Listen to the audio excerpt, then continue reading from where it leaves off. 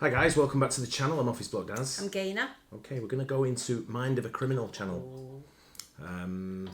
Not sure what it's about. No. It's a new channel to us, so we'll get into. Well, I think it's a new channel to us. I don't recall doing anything from here before. No, I don't either. But accidentally saying something only the killer would know.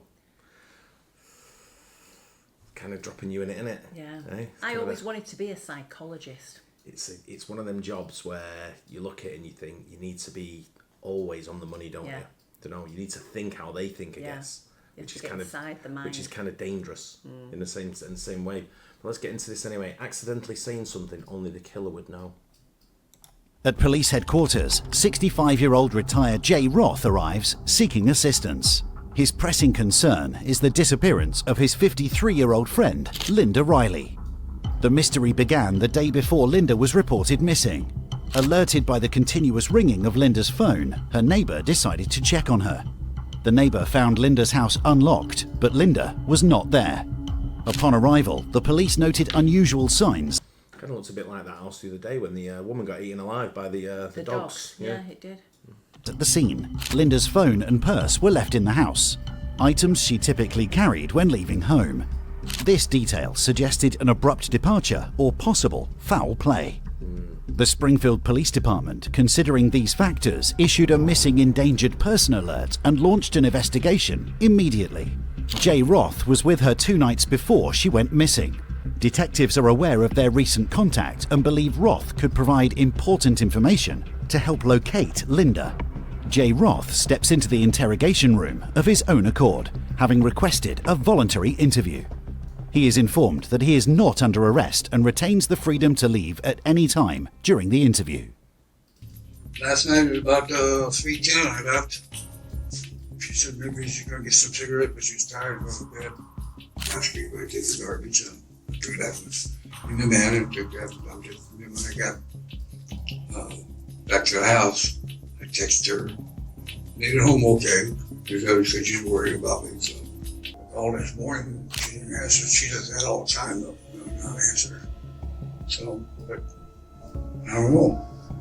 So I'm worried about her. Jay's demeanor during interviews with detectives stands out. He appears honest, genuinely concerned, and eager to assist.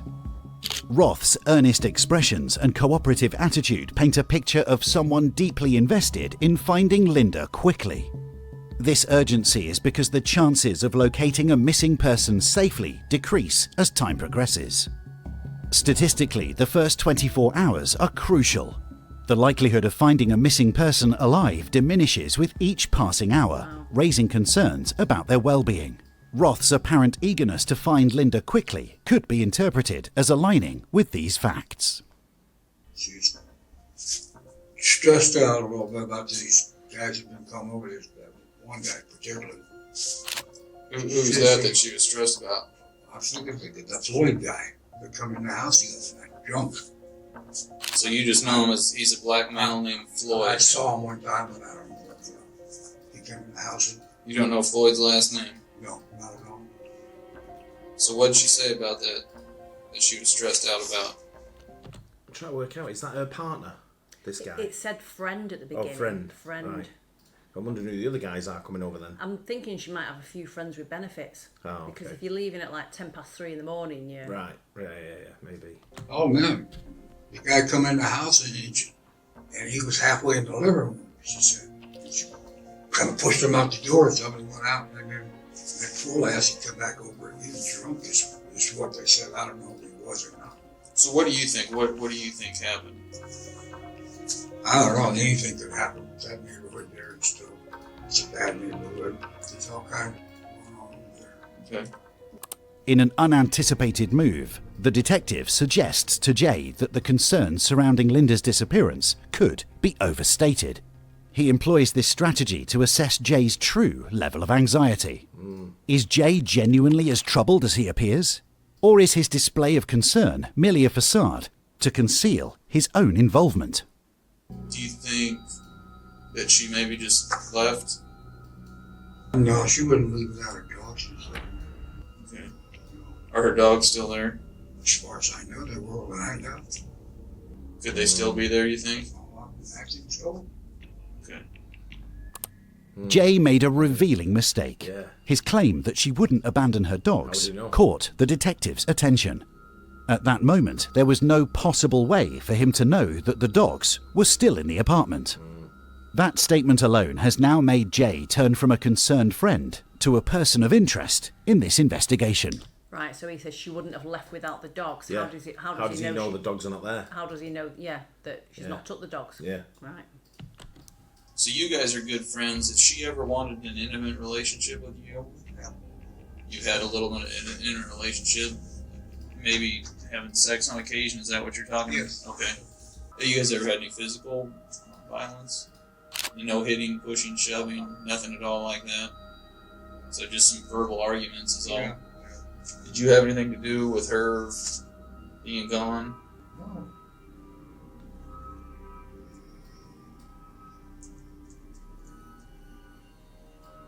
I want to. No. I can have you hang tight for me for just a second. Step out and I'll be right back, okay? All right, thank you, sir.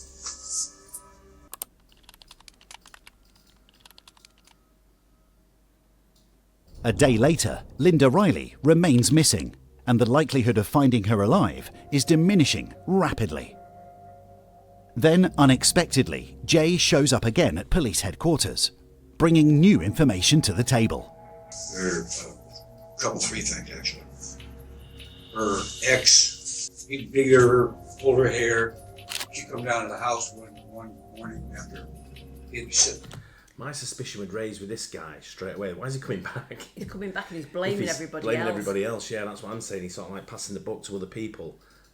It does sound like you're right about she's got friends with benefits. Yeah. Sort of like it's an open door policy to people to come and go and and use the facility, if you know what I mean. From the look of her as well, she looks like she's probably like a heavy drinker, heavy smoker, probably. Yeah, drug into other user. things. Yeah. You can't judge a book by its cover, but yeah, I see what you mean, especially about the house as well. Yeah. On her and tried to shoot her up and missed, and she was on the spot. So, and she always had bruises on her arm when he grabbed her. So one time, she had this guy named Roger with her, and he stayed about a week or so. But the police came to the door and he was hid in the bathroom because he was wanted. They said, I don't know his last name or anything else. I told her, you got too many weirdos coming over and stuff like that. I'm just putting things out there as possibilities, I was thinking. At this stage, the detective is becoming increasingly skeptical of Jay's narrative. He's constructing a story with several possible suspects, which appears to be a strategic attempt to steer any suspicion away from himself. You ask if I've ever hit her or she hit me. I haven't. But there was one occasion when I was I took her over to see this guy she wanted to see. We dropped her off, but he wasn't home. They said, what are you doing? I said, I'm going to take you home. I don't want to go home. I said, well, I'm not going to let you out here. I want out. Like, I said, don't jump out here. Let me take you home. And she reached over to grab the horn in my hand. I went up like that, and it went in her mouth. She thought it was an accident completely. Linda lodged a formal complaint against Jay, alleging assault predicated on her refusal to consent to sexual intercourse. Upon becoming aware of the ongoing police investigation into these allegations, Jay proactively returned to the police station with the intention of clarifying his side of the story. There's been a few people that have mentioned she was afraid of you. Do you know why they would tell us that? Because of that accident, she thought I was doing something, but I wasn't. But then we talked afterward, it was okay. But she wasn't afraid of me for that. What do you say to some of these people that kind of have said that she's scared of you, that you've been violent with her? I haven't been violent with her. I don't know where that comes from. You don't know why those people would say that? Because the biggest hang-up today, because we've talked to so many people, and there's no trace of her or anything after you leave the house, a little after 3. How do we, where do we go from there? Hang on one second, we'll be right back. We'll get you out of here in just a minute, okay? Following his second interview, Jay was again released to return home, as the authorities found no compelling evidence to justify his continued detainment. Although Jay may perceive his repeated release as a sign of the detective's belief of his innocence, the truth is that their suspicion towards him is actually increasing. Yeah. Absolutely. 3 days later, Jay Roth was called in again to the police station to undergo a polygraph test. For someone eager to help, like in the case of a missing friend, agreeing to a polygraph can demonstrate their concern and willingness to cooperate. Realizing this, Jay Roth has agreed to take the polygraph test. I don't believe in polygraph tests. I think that your blood pressure or whatever it is would go up and down just from nerves naturally, even if you've done nothing wrong. I don't believe they work. Don't know. I don't think they're used as a form of evidence, are they? I think it's used towards. Yeah. I might be wrong. I know they don't use them over here. No. But if he's guilty, why would he agree to it? Well, I guess unless he thinks he can fool it. Yeah. Jay, I'm the polygraph examiner here with the police department. They called me and said that you were interested in taking a polygraph exam in reference to their investigation with Linda. I'll walk you out. Hold on. If you look straight ahead for me, Jay, I'll get you dialed back in and we'll begin. Are you physically responsible for Linda Riley's disappearance from her residence on February 27th, 2012? Did you physically remove Linda Riley from her residence on February 27th, 2012? Did you physically cause the death of Linda Riley on February 27th, 2012? In the first 2 interviews, Jay came across as surprisingly relaxed. He sat back in his chair, showing a lively and friendly demeanour. However, as the investigation evolved and Jay was looked at as a prime suspect, the gravity of his situation appears to have dawned on him. Jay sits alone, waiting for the results of his polygraph test to arrive. He looks completely dejected and worn out. Moments later, the detective enters the interrogation room. The detective updates Jay on the investigation, explaining that search warrants have been issued for his van and home. Well, we got the results back, Jay, and it's kind of what we both knew. You failed it pretty bad. So let's just cut to the chase. Tell us what happened. Let's get this over with. It's been a long day for us all. Our crime scene technicians, they're out at your house. They've been serving a search warrant at your house pretty much all day. And there's some more stuff that's been located at your house that's, again, it's not looking good for you. Obviously, there's going to be some explaining to do. And I'm going to be curious about what kind of deal you're going to come up with now. We need to get this over with. Quit these games. We know something happened. How it happened, I don't know. And that's what I'd like is your reason. Did she come after you? You know, maybe something happened that wasn't good. Whatever it is we need to know, Jay. You need to tell us. And a mistake occurred. We all make them. Yeah. Okay? And that's all that it was, Jay. That's all that it was. It was a simple mistake. One that, you know, let's just deal with. Okay?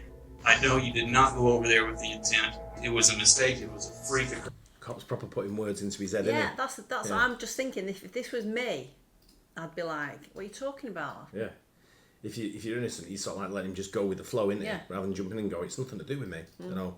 But I think the guy, maybe, I don't know, subliminally wants to sort of like say it was me. He wanted to come in and confess originally. Yeah. Don't know, by sort of like start blaming other people to see where he stood. But Yeah. in his mind, he probably thought, I've done something bad.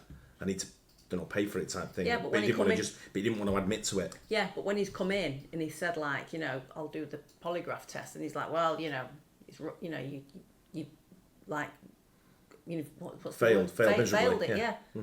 I'd be like, it's a thing. It's just doing your blood pressure, like. I'm not sure he's on blood pressure, brain waves and all kinds of stuff as well. I think there's a lot goes into a polygraph test, but I'm not sure. You have to let us know in the USA if it can be used as evidence. I know they don't use them over here. No. Not that I know of, anyway. No, they I've don't. never heard them used over here. No. But for me, I'm thinking subconsciously he's trying to admit to his guilt. You do. Yeah, right from the bat. Right. Occurrence. Okay? That's what it was. It's just a freak occurrence. I know that's what it was. It just was a freak thing, wasn't it? Yeah. You know. Even after the confession, there's a concern that Jay would change his mind in the future and claim that this was a false confession made under duress. Yeah. Therefore, the detectives need Jay to lead them to the body, providing physical evidence that the murder did, in fact, take place. We were talking on the couch and so get along just fine, you know. We were talking about her getting out of there, like I said. And I don't know. Just things happen.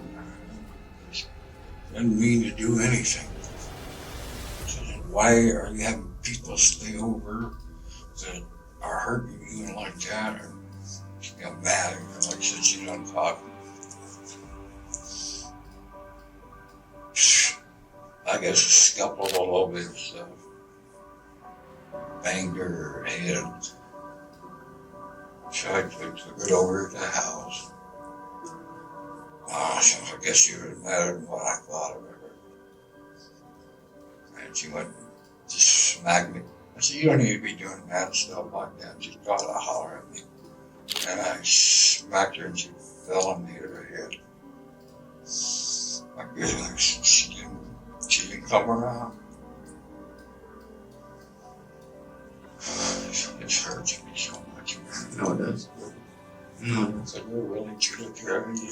Do it, but I know we do have a pretty good relationship. Throughout the interviews, Roth consistently discusses his affection and admiration for Linda, asserting his role as her protector. However, an underlying theme of control and coercive behaviour becomes evident. In the aftermath of Linda's death, Roth's actions further complicate the narrative. Where'd you take her, Jay? That last place we went, Aldridge. Aldridge. Burned her. Buried her. Burned You burned her. her. Couldn't even watch that. Maybe sick, I didn't know what. Is she still out there? What's left? What's left? Yeah. Are her bones still out there? I don't know. I looked at the same thing. Did you take any of her bones with you? No? What would you think about taking us out there and showing us exactly where it is? That way maybe we can... I figured you would. I think you're right.